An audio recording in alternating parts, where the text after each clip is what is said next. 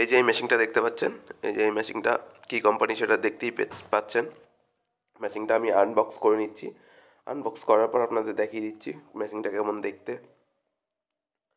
এই যে আমার মেশিনটা আনবক্স করা হয়ে গেছে। এই দেখুন আউটডোরটা একদম মিল্ক হোয়াইট, খুব সুন্দর দেখতে। এবার আমি এই ইন্ডোটা খুলে নিচ্ছি বা আনবক্স করে নিচ্ছি, তারপরে আপনাদের দেখিয়ে দিচ্ছি ইনডোরটা। এই দেখুন পেটিটার থেকে আমি খুলে নিচ্ছি, পেটিটায় ক্লিপ লাগানো ছিল, সেই ক্লিপগুলো খুলে ঠুলে তারপরে আপনাদের মেশিনটা আমি বের করে দেখাবো এক্ষুনি। এই যে আমার পেটিটা খোলা হয়ে গেছে, মেশিনটা বের করে নিই। এই যে মেশিনটা বের করার পর ফাইনাল লুক দেখুন।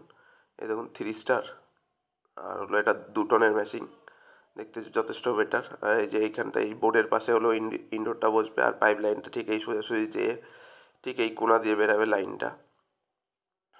এই যে এই কোণাটা, এই একদম এই যে কোণাটা দেখতে পাচ্ছেন, এই কোণাটা দিয়ে বেরাবে ফুটোটা, আর এই আঙুল বরাবর ফুটোটা আসবে। ফুটোটা পাইপটা বেরিয়ে ঠিক এই ছাদের ভেতরের দিকে আউটডোরটা বসে যাবে।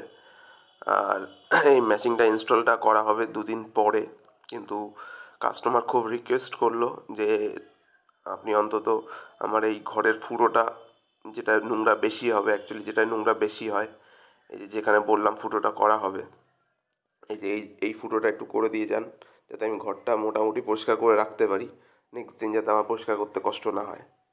যাই হোক, এইটা একটু রিস্কি হয়ে যায়, কারণ ইনডোরটা কোন লেভেলে বসবে সেইটা না জেনে এই ফুটোটা করা একটু মুশকিল হয়ে যায়। তবুও আমি কাস্টমারকে বুঝিয়ে বা আমার যতটা আইডিয়া, সেই আইডিয়া অনুযায়ী আমি ফার্স্টেই ফুটোটা করে দিচ্ছি কাস্টমারের রিকোয়েস্টে, নাহলে কিছুতেই আমি ফুটোটা করতাম না, যার জন্য এই ফুটোটা করে নিচ্ছি।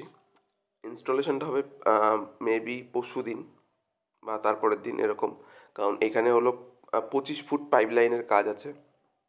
যেহেতু অনেক বড় পাইপ লাইনের কাজ, কোম্পানি থেকে পাইপ পাঠাবে, তারপরেই আমি এই কাজটা করতে পারবো।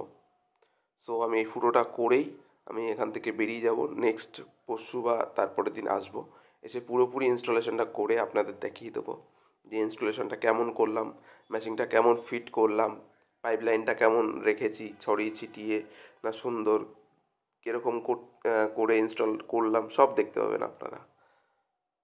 সো দেখতে থাকবেন।